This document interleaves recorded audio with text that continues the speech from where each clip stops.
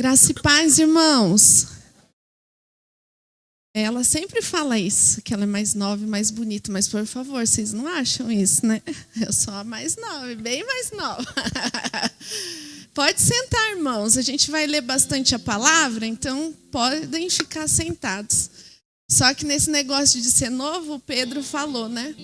Que toda vez que anunciava os cultos de quinta, a pastora falava que eram os jovens dele. Os jovens e a Tice. Ele olhava para mim. Os jovens, né, tia? E você? Então, encerrou comigo, né? Os jovens e eu, que já estou quarentando, né? Então, vamos abrir as nossas Bíblias nesse momento em João 6, amém?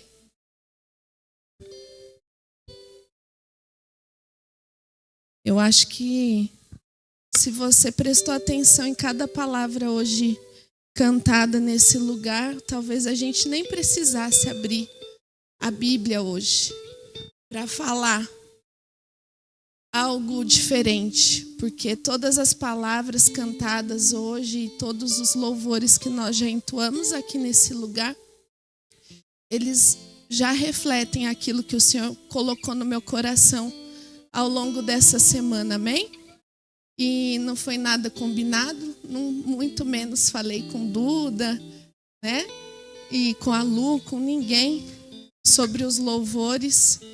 E cada palavra, cada canção, cada palavra cantada aqui nessa noite foi cheio daquilo que o Senhor colocou no meu coração, amém?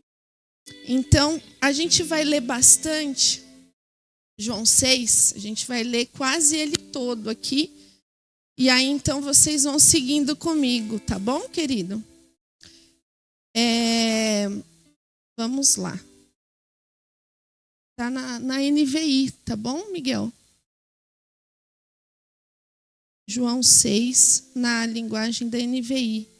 Eu vou ler. Então, vamos lá, irmãos. Passado algum tempo, Jesus foi para outra margem do Mar da Galileia, que é o Mar de Tiberíades. E grande multidão continuava a segui-lo, porque viram os sinais milagrosos que ele tinha realizado ao curar os doentes. Então Jesus subiu ao monte e sentou-se com seus discípulos. Estava próxima à festa judaica da Páscoa. Levantando os olhos e vendo uma grande multidão que se aproximava, Jesus disse a Filipe: aonde compraremos pães para este povo comer? Ele fez essa pergunta apenas para pô-lo à prova, pois já tinha em mente o que ia fazer.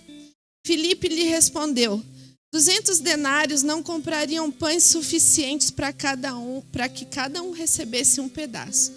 Outro discípulo, André, irmão de Simão Pedro, tomou a palavra.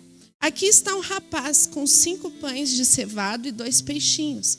Mas o que é isso para tanta gente? Jesus disse: mandem o povo se sentar. Havia muita grama naquele lugar e todos se sentaram. Eram cerca de 5.000 homens. Então Jesus tomou os pães, deu graças e os partiu entre os que estavam sentados, tanto quanto queriam. O mesmo fez com os peixes.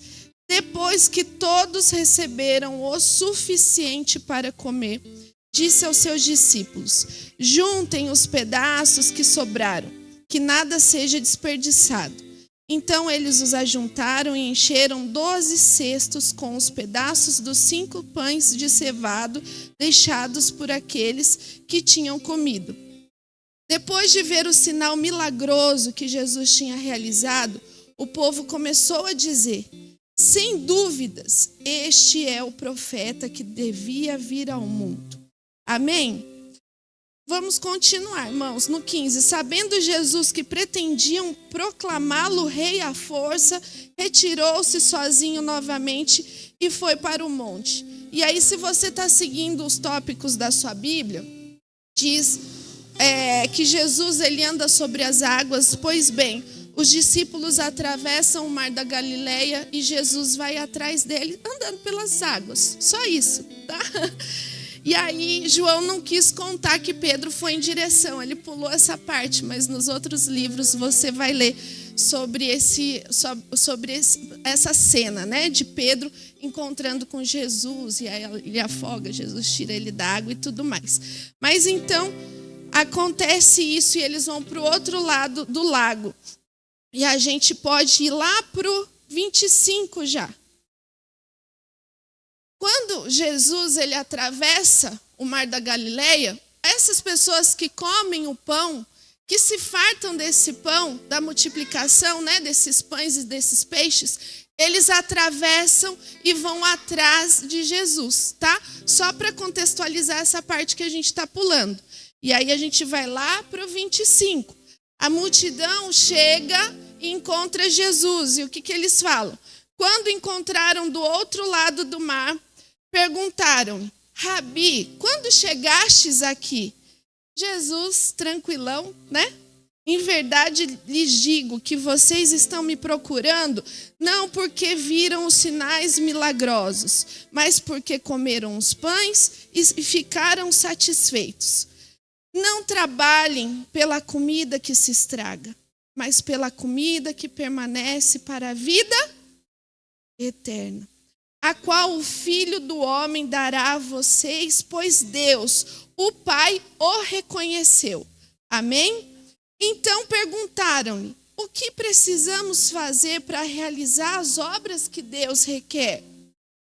Jesus respondeu: a obra de Deus é esta, que creiam naquele que ele enviou. Então perguntaram: que sinal milagroso mostrarás para que o vejamos e creiamos em ti? O que farás? Os nossos antepassados comeram maná no deserto, mas como está escrito, ele lhes deu a comer o pão dos céus. Pois bem, 32. Jesus declarou-lhes: em verdade lhes digo que não foi Moisés quem deu a vocês o pão do céu, mas é o Pai quem dá a vocês o verdadeiro pão do céu. Pois o pão de Deus é aquele que desceu do céu e dá vida ao mundo. Eles disseram: Senhor, dá-nos sempre desse pão. Então Jesus declarou: eu sou o pão da vida. Aquele que vem a mim nunca terá fome. Aquele que crê em mim nunca terá sede. Mas como eu disse, vocês me viram, embora não creiam. Todo aquele que o Pai me der virá a mim, e eu jamais rejeitarei aquele que vier a mim. Pois desci dos céus, não para fazer a minha vontade, mas a vontade daquele que me enviou.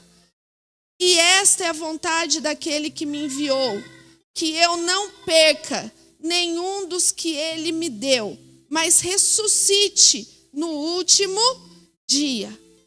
Porque a vontade do meu Pai é que todo aquele que olhar para o Filho e nele crer tenha vida eterna, e eu ressuscitarei no último dia. Então os judeus começaram a criticar Jesus, porque dissera: eu sou o pão que desceu do céu. Eles diziam: este não é Jesus, o filho de José? Não conhecemos o seu pai e a sua mãe? Como ele pode dizer isso, desci do céu? E Jesus então responde: parem de me criticar. Ninguém pode vir a mim se o Pai não me enviou, não o atrair, e eu o ressuscitarei no último dia. Está escrito nos profetas: todos serão ensinados por Deus. Todos os que ouvem o Pai e dele aprendem, vêm a mim. Já estamos terminando, vamos lá para o 46. Ninguém viu o Pai, a não ser aquele que vem de Deus. Somente ele viu o Pai. Em verdade, lhes digo que aquele que crê tem a vida eterna. Eu sou o pão da vida. Os seus antepassados comeram maná no deserto, mas morreram. Deixa eu continuar aqui. Todavia, Todavia, aqui está o pão que desceu do céu, para que não morra quem dele comer. Eu sou o pão vivo que desceu do céu. Se alguém comer deste pão, viverá para sempre. Este pão é a minha carne, que eu darei pela vida do mundo.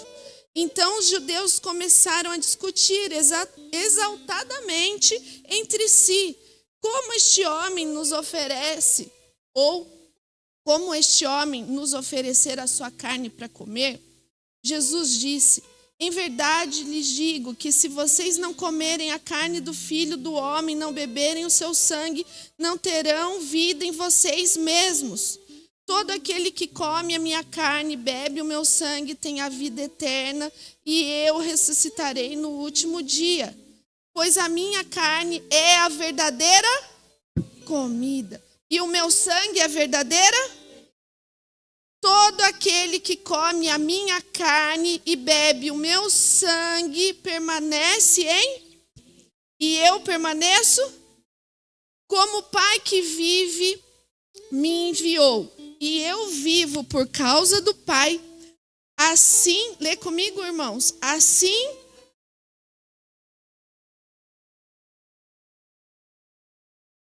este é o pão que desceu do céu.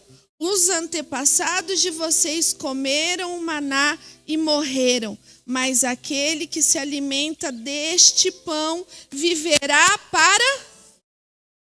Vamos parar um pouquinho por aqui. Vocês já estão assim, meu Deus, muita informação, talvez. Irmãos, a palavra que o Senhor me deu, e eu quero ser breve, apesar de não conseguir muitas vezes ser breve... que o Senhor toca o meu coração. Primeiro de tudo, o que seria avivamento?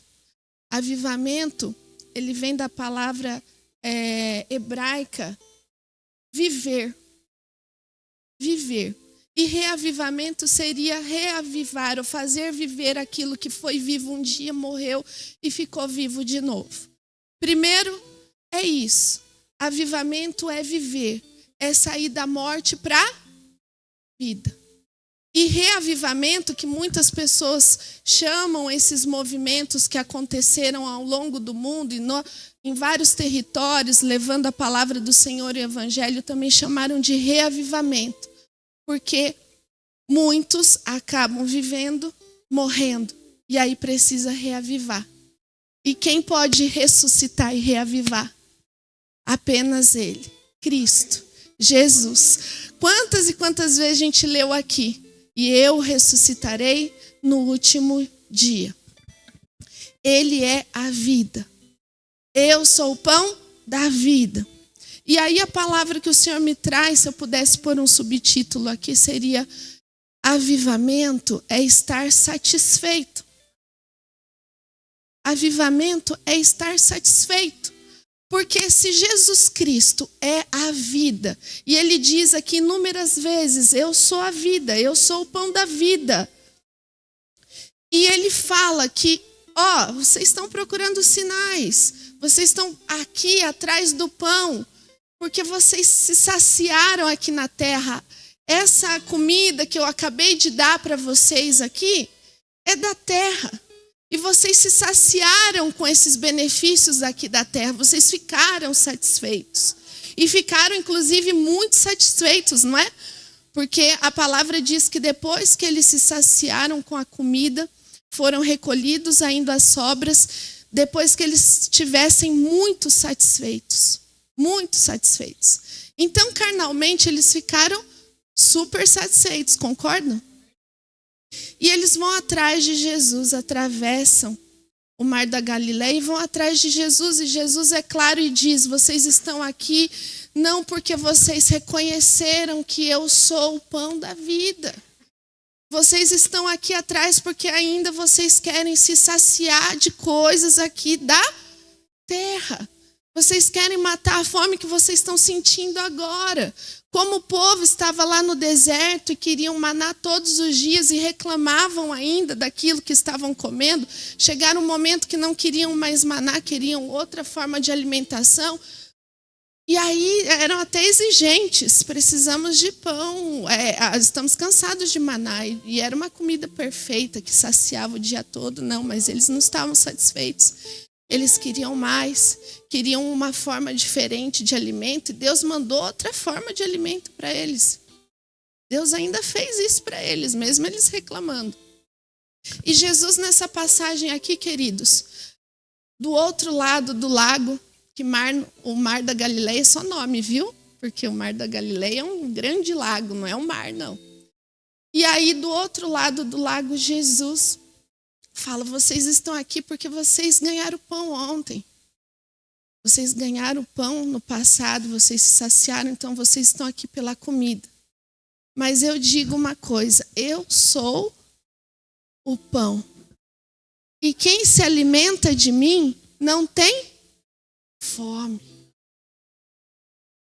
Quem se alimenta de mim não tem fome. Querido, quem se alimenta do próprio Cristo não anseia mais nada além do Cristo. Vocês conseguem enxergar isso? Que as coisas da terra, enquanto eu entendo que Cristo é o suficiente, e eu me torno satisfeito em Cristo, em apenas Cristo, todas as outras coisas não me importam mais. Todas as coisas não importam mais. E essa é a grande revelação para nós. E parece que é uma coisa que a gente já ouviu várias vezes. Jesus, Cristo, é o pão da vida. Ele desceu do céu. Aquele que comer desse pão nunca mais terá fome. Só que a gente vive preocupado com um monte de outras coisas. E coisas aqui da terra, como eles estavam preocupados em comer o pão lá, que eles já tinham comido, que precisava matar a fome, que eles estavam numa grande multidão. E que eles viajaram lá para saciar a fome carnal deles, a fome que eles sentem aqui na terra. Jesus estava querendo revelar outra coisa. E às vezes a gente ouve tantas vezes: Jesus é o suficiente. Jesus é o pão da vida. Vem, coma. Mas será que a gente entende que Jesus é o suficiente? Será que em toda essa história eu estou satisfeito mesmo em Cristo? Amém, querido? Vamos.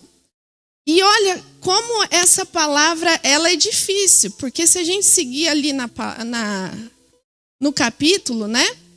Muitos discípulos abandonam Jesus. Isso está no meu título aqui. Eu parei de ler com vocês no 59.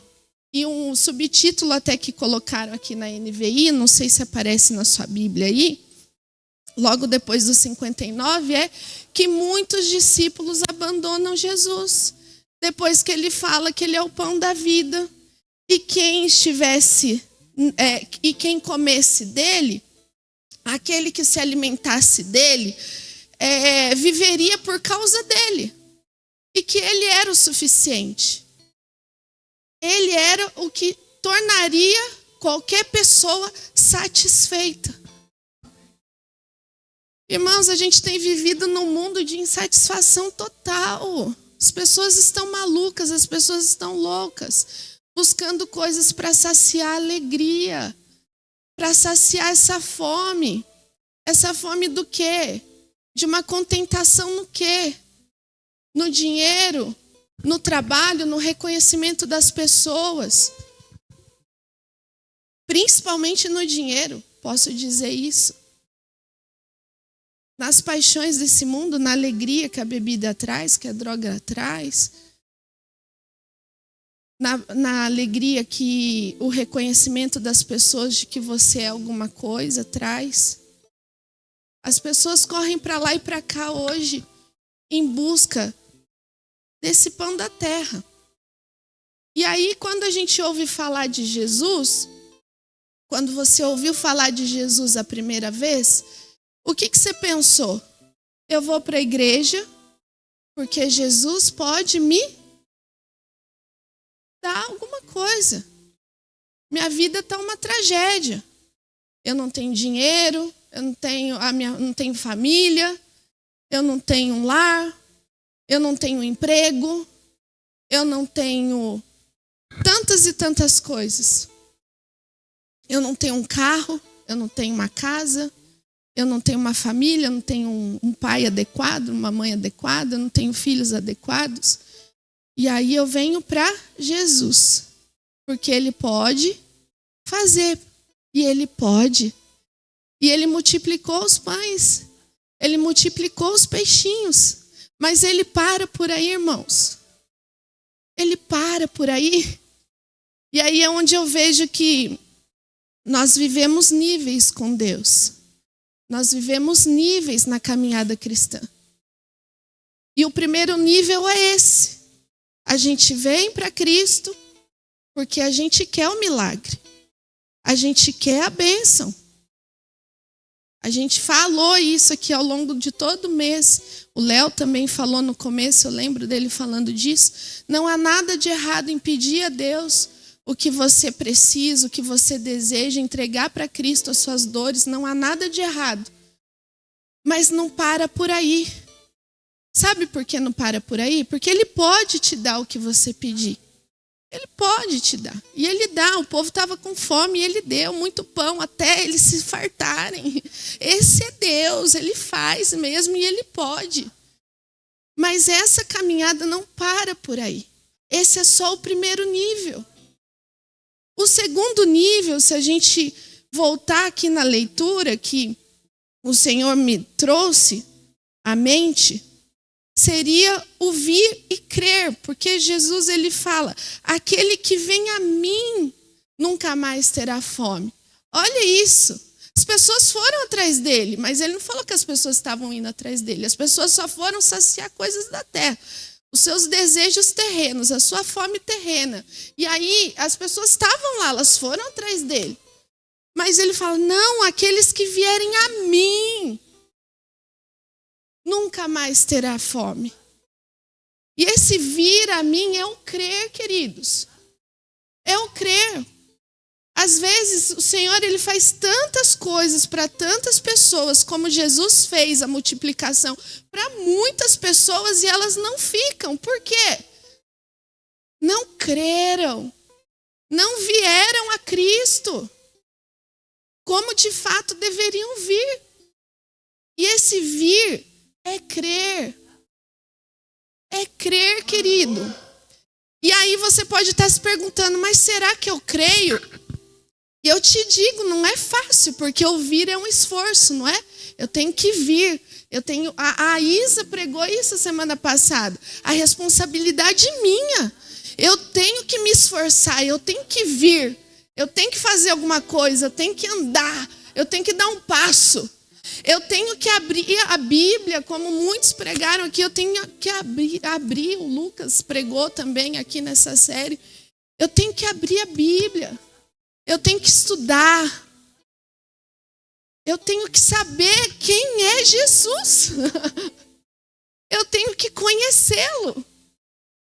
E esse conhecer, esse crer, que você pode estar em dúvida, mas será que eu já fui para Jesus mesmo? Será que eu já ouvi esse vinde a mim? E será que eu fui para Jesus mesmo? Sabe quando você vai saber? Sabe quando você vai saber que de fato você foi a Cristo e que você creu? Quando você estiver satisfeito só nele. Está um caos em volta. Está tudo acontecendo em volta, está tudo errado. A sua vida que você veio para Jesus achando que você ia resolver, ainda continua a mesma coisa. Mas e aí? Te importa? Não vai importar. Porque Ele é suficiente. Porque é nele que eu estou satisfeito. Eu encontrei um pão que não me deixa mais com fome. Eu encontrei um pão que me deixa tão forte que eu não tenho mais fome. E eu não só, e olha que Jesus fala, eu sou o pão, quem comer não vai ter fome. Aí ele continua, ele fala, mas quem comer da minha carne e beber do meu sangue. Olha isso. Aquele que fizer como se... inclusive alguns estudiosos falam aqui que os judeus, os seguidores que estavam atrás aqui, que saíram depois dos 59, fala que muitos foram embora porque Jesus falou: quem comer da minha carne e beber do meu sangue, muitos acabaram indo embora porque acharam que Jesus estava até falando de canibalismo. Como que pode esse homem estar falando de canibalismo? O que nós vamos comer a carne dele, beber o sangue dele? O que é comer essa carne, beber esse sangue? Eu fiquei me pensando. E olha que eu investiguei bastante. Eu falei, será que algum pregador, algum estudioso falou isso, né? O que seria beber essa carne, beber esse sangue? O que Jesus quis dizer com isso? E eu vou te dizer, querido, não foi fácil, não achei muito bem a resposta. Especificamente no sentido de comer a carne e beber o sangue, existem várias respostas para isso. Mas uma é única, é que quando eu reconheço o que Cristo fez na cruz por mim, quando eu reconheço esse sacrifício e eu entendo esse sofrimento, eu como a carne e eu bebo o sangue dele. E isso se torna tão importante para mim, mas tão importante, que nada mais importa. Aí você pode dizer, mas nada importa? Como que nada mais vai importar para mim? Jesus dá a resposta aqui nesse texto. Jesus dá, vamos abrir lá? Deixa eu só achar aqui no versículo.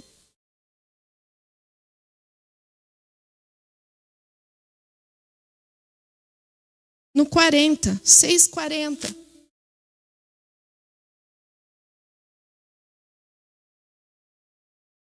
Sabe por que nada mais vai importar, querido? Olha isso, no 6:40. Porque a vontade do meu Pai é que todo aquele que olhar para o Filho e nele crer tenha vida eterna. E eu o ressuscitarei no último dia.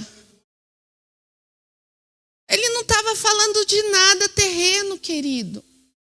Jesus nunca falou de nada terreno, nada desse reino, por isso, desse reino da terra, por isso que ele foi morto, por isso que ele foi crucificado, porque as pessoas queriam a resolução da vida delas aqui na terra. Só que viver Cristo é entender que essa vida não é aqui na terra, é a vida eterna. É a vida eterna.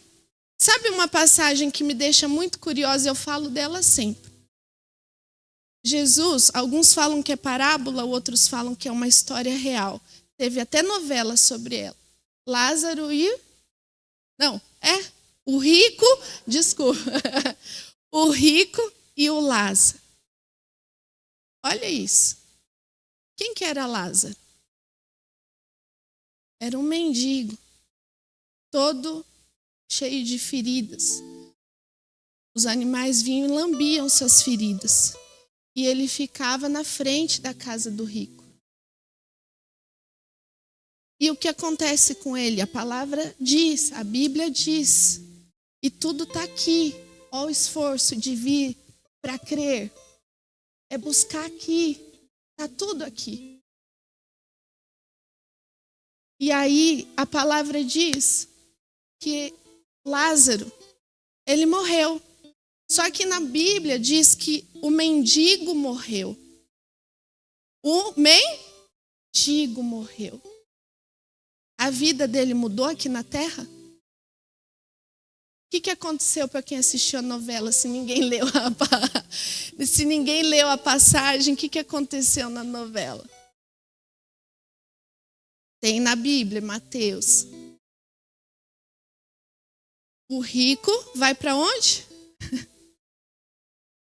Vai como se fosse para o inferno, né?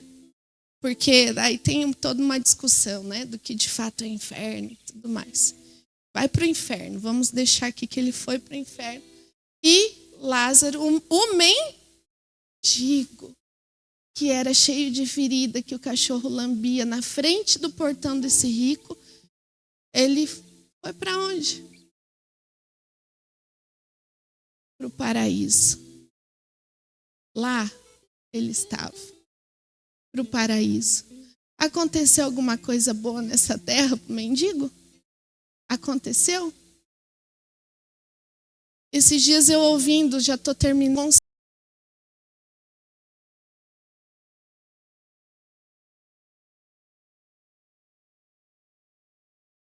Gonçalves, um grande pregador hoje no Brasil, e ele chorava, ele falava assim: eu não quero mais ser professor. Eu não quero mais ser professor de igreja. Eu quero ser seguidor de Cristo. E seguidor, a entrevistada falou: você sabe o que significa seguidor? Na raiz do grego, se eu não me engano, do hebraico, agora eu não vou me lembrar, tem um vídeo na internet. Seguidor significa mártir. Sabe o que é um mártir? É aquele que morre pela causa. É aquele que não se importa mais com nada aqui na terra. É aquele que diz, como Paulo disse, morrer é lucro. Para mim, que tem aqui na terra, eu considero tudo como esterco. Muita gente também fala de Jó, não fala, queridos? Puxa, Jó passou um bocado, não é? Ah, mas Deus restituiu aqui na terra. Ah, ele restituiu tudo, até os filhos. Quem já perdeu um filho para dizer se consegue substituir por outro? Eu não queria imaginar essa dor. E ele perde. Como restitui filho? Alguém tem filho restituído que não sofra mais pela morte dos outros filhos? E tudo que ele passou e tudo que ele sofreu não gerou cicatriz? E não é só ele, né, queridos? Tantos e tantos outros. Isaías, quando ele vê Jesus e ele fala: ai de mim, sou impuro, habito no meio de um povo impuro. E aí você, Isaías, ele disse: eis-me aqui. Sabe esse eis-me aqui de Isaías, para onde ele foi? Ele foi para o exílio, ele foi para o cativeiro. Não se sabe a história, se ele morreu no cativeiro ou se ele conseguiu voltar. Ele foi e não voltou e continuou pregando a palavra do Senhor, a vontade do Senhor. Tantos e tantos. Se você ler lá em Apocalipse, João, ele fala, vamos abrir só João para encerrar, tinha tanta coisa para eu falar, mas vamos abrir lá em João. Apocalipse 1.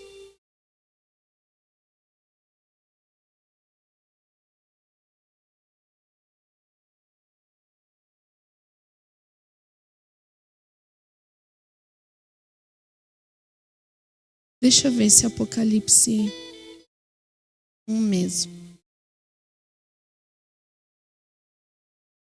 É a hora que ele começa a falar com as igrejas. Espera aí que eu vou achar.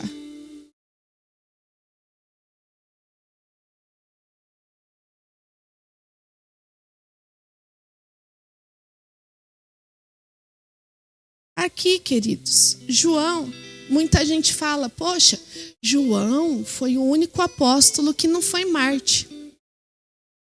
Não foi um mártir. Ele aprove o Senhor não deixar que João fosse um mártir. E tem gente que fala isso, né? Nossa, porque Deus amava muito João, olha, deixou ele vivo. Ele viu todos os seus parceiros de ministérios, ele viu todos morrerem de forma cruel. Viu não, né? Porque eles não viam, cada um ia para um canto. Mas as informações chegavam das igrejas. As informações chegavam pelos mensageiros. Será que João nunca pensou? Isso é uma coisa minha, pensando sobre João. Será que João nunca falou para Deus, poxa, o Senhor me deixou aqui vivo para ver tudo isso? E ser o último a escrever sobre isso? E ainda foi exilado, foi para uma ilha e ficou nessa ilha. E ali ele vê o Senhor. Ele vê o próprio Deus. E o Senhor dá para ele as instruções para escrever sobre Apocalipse. E olha o que ele diz em Apocalipse, quando ele escreve Apocalipse. Não era para ele estar feliz, ele viu o próprio Deus, mas ele ainda estava aqui na terra. E ele diz lá no 1:9, Apocalipse 1:9. Eu, João, irmão e companheiro de vocês no sofrimento, no reino e na perseverança em Jesus, estava na ilha de Pátimos por causa da palavra de Deus e do testemunho de Jesus. Sabe Esmirna, que é uma das 7 igrejas que João escreve as cartas, na verdade o próprio Deus escreve essas cartas para as igrejas, e sabe a igreja que não é por Deus repreendida? São 2 na verdade, mas uma delas, se você ler aqui, é Esmirna. E sabe o que o próprio Deus fala para Esmirna, pede para João, né, escrever para Esmirna? É o que, querido? Vamos achar aí. Eu nem ia ler essa parte, mas vamos achar aqui. Em Apocalipse mesmo, Esmirna. Lá a igreja de Esmirna 2:8. Apocalipse 2:8. E ao anjo da igreja de Esmirna escreve: estas coisas diz o primeiro e o último. Quem é o primeiro e o último? Jesus, próprio Jesus, o que estava morto e agora está vivo. Eu conheço as tuas obras e a tribulação e a pobreza, mas tu és rico. E eu conheço as blasfêmias dos que dizem que são judeus e não são, mas são a sinagoga de Satanás. E aí no 10, não temas essas coisas que tu sofrerás. Falou que vai acabar o sofrimento? Não, querido, não temas estas coisas que tu sofrerás. Eis que o diabo lançará alguns de vós na prisão para que sejais tentados. E tereis tribulação por 10 dias. Sê o que, querido? Sê fiel até a morte. E eu o quê? Te darei a coroa da vida.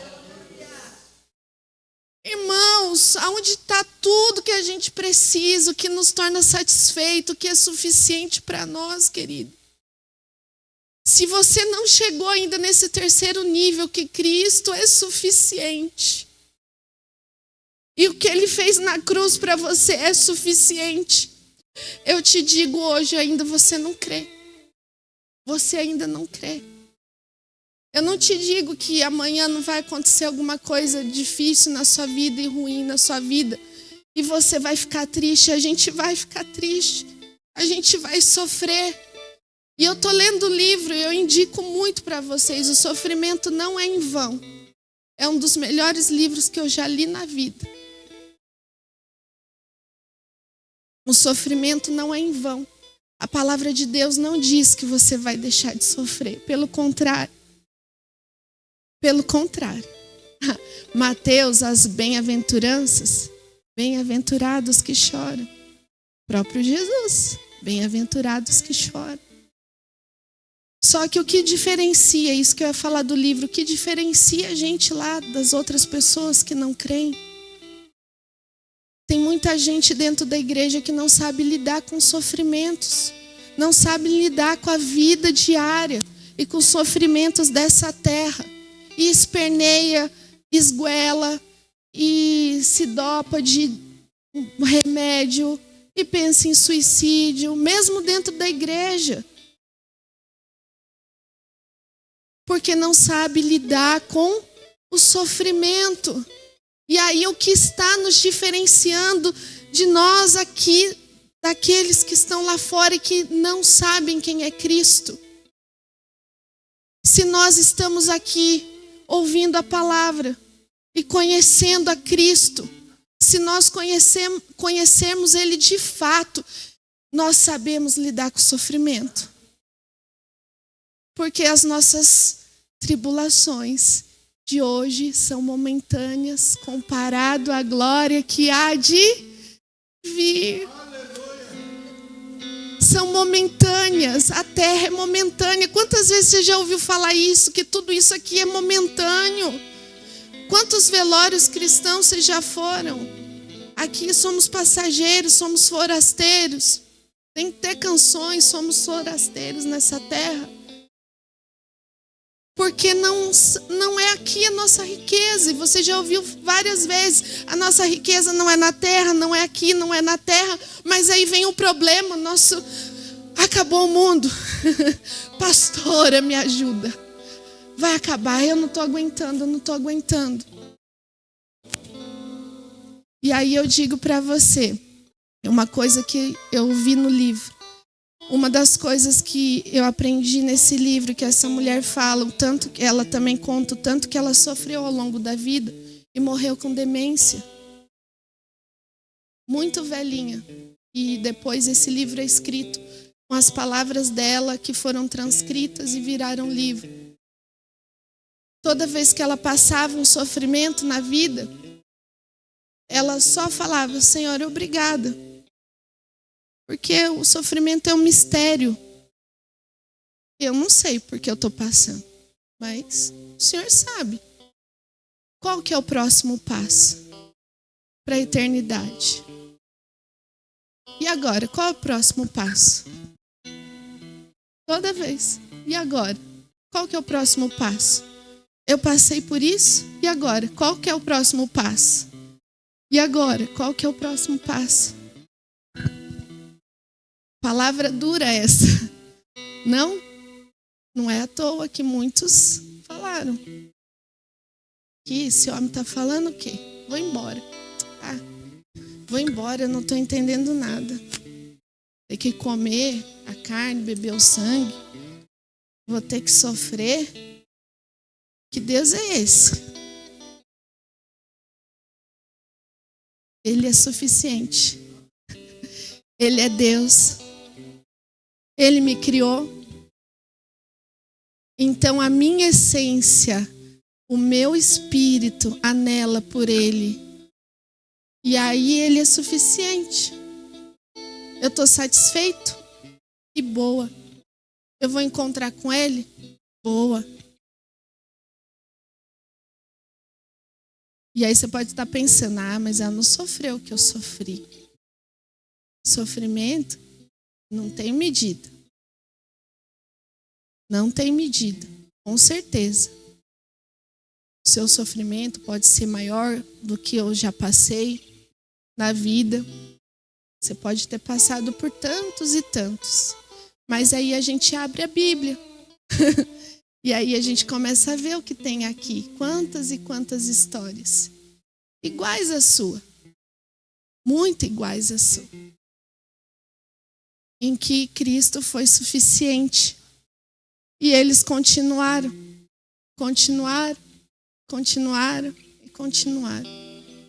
Amém, queridos? Então que quando a gente cantar esses louvores, eu tenho fome, eu tenho sede, que vocês entendam o porquê que nós cantamos, amém?